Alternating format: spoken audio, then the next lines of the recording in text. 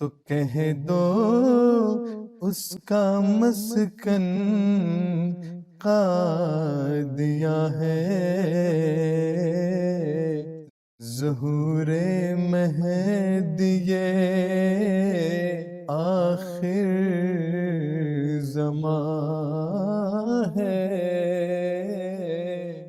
ظہور مہدی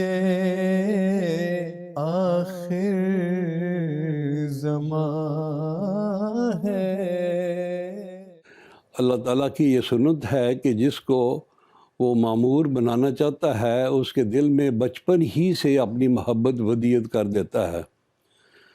چنانچہ حضرت مسیح موعود علیہ السلام کے ساتھ بھی اللہ تعالیٰ کی یہی سنت تھی۔ جب آپ بہت چھوٹے تھے، اتنی چھوٹی عمر جس میں بچے اور بچیاں اکٹھے کھیلتے ہیں، اس عمر میں حضور نے اپنی ایک ساتھ کھیلنے والی چھوٹی سی بچی کو، جو کہ آپ کی ہم عمر ہی تھی، یہ کہا کرتے تھے کہ نامرادے دعا کر اللہ میرے نماز نصیب کرے۔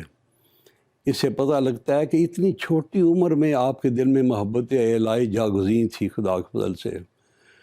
پھر جب بڑے ہوئے، جوانی کی عمر کو پہنچے،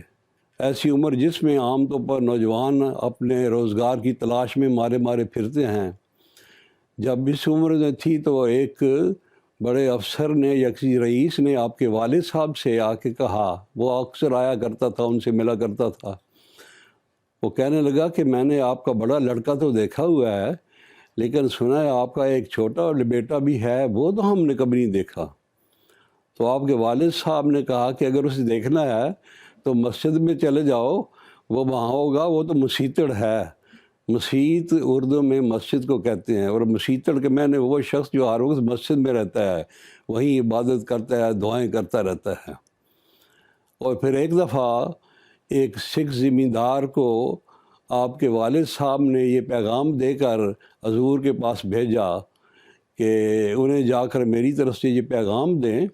کہ آج کل ایک بڑا افسر صاحب اقتدار ہے جس سے میرے تعلقات بھی ہیں، اگر کہو تو میں بہت اچھی نوکری تمہیں دلوا دیتا ہوں۔ بہرحال وہ سکھ زمیندار گیا حضور کے پاس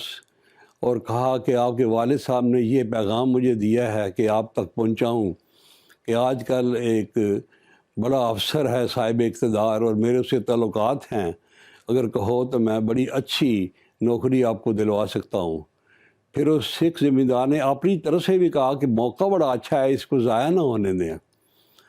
یہ سن کر حضور نے انہیں کہا کہ آپ میری طرف سے والد صاحب کے پاس جائیں اور یہ عرض کریں کہ میں آپ کی محبت اور شفقت کا ممنون ہوں، مگر جہاں تک میری نوکری کا تعلق ہے تو میں نے جہاں نوکر ہونا تھا میں وہاں نوکر ہو چکا ہوں۔ اسے بڑا حیران ہوا کہ نوکر تو کوئی نہیں ہوئے، یہ تو مسجد میں بیٹھے ہوئے ہیں۔ بہرحال آ کے آپ کے والد صاحب کو جب اپنے جواب سنایا تو آپ کے والد صاحب تو بڑا نقطۂ شناس تھے، فوراً بات سمجھ گئے، کہنے لگے اچھا غلام احمد نے یہ کہا ہے، اگر یہ کہا ہے تو اللہ تعالیٰ اسے ضائع نہیں کرے گا۔ پھر عام یہ فرمایا کرتے تھے آپ کے والد صاحب کہ اصل رستہ تو وہی ہے جو غلام احمد نے اختیار کیا ہوا ہے، ہم تو خواہ خواہ دنیوی کاموں میں الجھ کر اپنی عمریں ضائع کر رہے ہیں۔ پھر ایک واقعہ میں اور بیان کرتا ہوں جو آپ کی معموریت کے بعد کا ہے، یہ واقعات معموریت سے پہلے کے ہیں، ایک بہت بچپن کا ہے، ایک بڑی عمر کا ہے، لیکن معمور نہیں تھے۔ معموریت کے بعد سن 1904-05 میں جب کہ کرم دین کا مقدمہ چل رہا تھا، آپ کو یہ آ کے اطلاع دی گئی کہ اس مقدمے کا جو مجسٹریٹ ہے وہ ہندو ہے اور بڑا مخالف ہے، اور اس نے سوچ رکھا ہے کہ آپ کو ضرور قید کرے گا، اور آریہ لوگ اس کے پاس آئے ہیں اور انہوں نے کہا ہے کہ یہ شخص ہمارے لیے حرام کا قاتل بھی ہے، اس لیے یہ شکار ہاتھ سے نہ جائے۔ حضور کی طبیعت علیل تھی، لیٹے ہوئے تھے، جب آپ نے یہ سنا کہ شکار ہے تو جوش کے ساتھ اٹھ کے بیٹھ کے اور زور سے فرمایا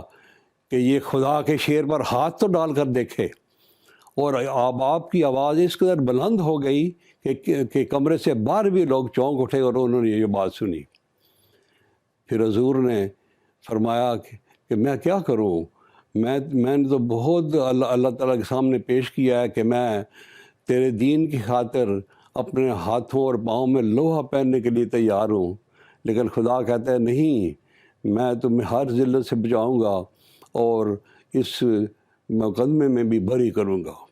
پھر اس کے بعد حضور نے محبت الہی پر تقریر شروع کی، تقریر کرتے چلے گئے اور نصف گھنٹے تک محبت الہی پر بڑی شاندار تقریر کی۔